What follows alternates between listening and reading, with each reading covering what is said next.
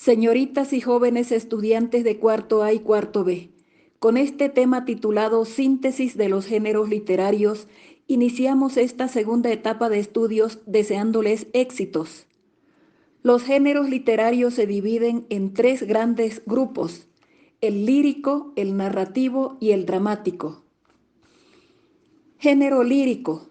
Se llama también poesía lírica.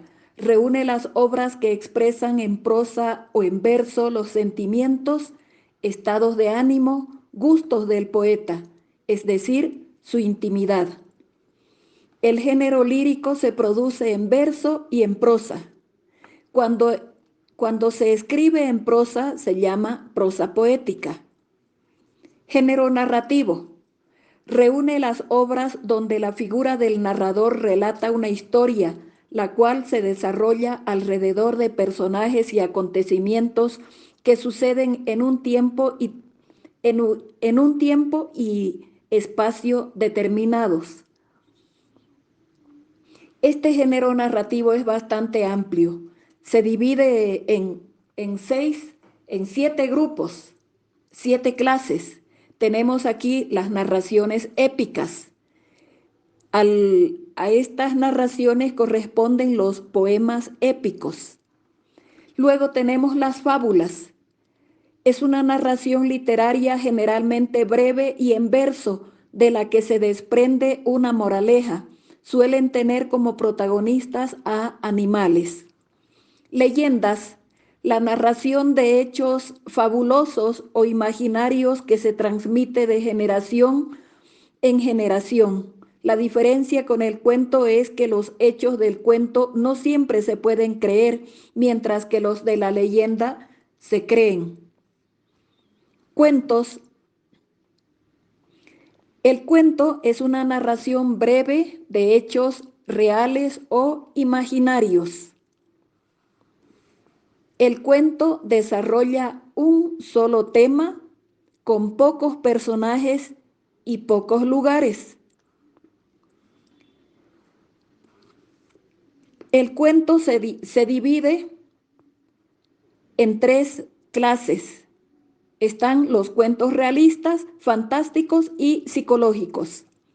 Los cuentos realistas son aquellos llamados históricos, costumbristas o naturalistas.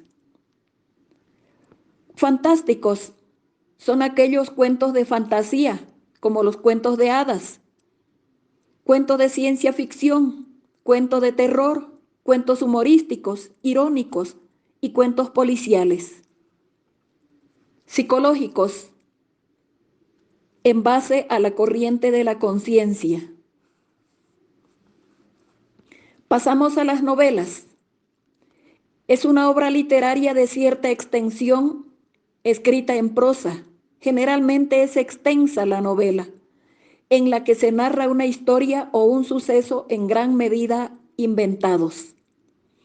La división de la novela es la misma que la de los cuentos, o sea que existe la novela realista, fantástica y psicológica, pero además y en la antigüedad existían estas otras clases de novelas de caballerías, novela pastoril, picaresca y novela policíaca, que esta última se conserva aún en nuestros días. Tenemos los apólogos. El apólogo es una narración frecuentemente con protagonistas no humanos personificados, de la que se deduce una enseñanza práctica o un consejo moral.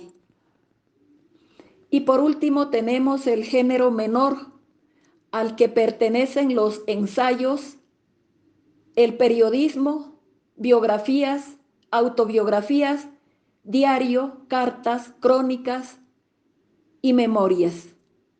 Dentro del periodismo hay otros subgéneros. Está el reportaje, la noticia, la entrevista, el artículo de divulgación. Con esto termina el género narrativo. Pasamos al dramático. Reúne las obras destinadas a representarse en un escenario. En estas se plantean conflictos humanos, los cuales se desarrollan a través del diálogo entre los personajes. Cuando las obras se representan, pasan a llamarse obras de teatro.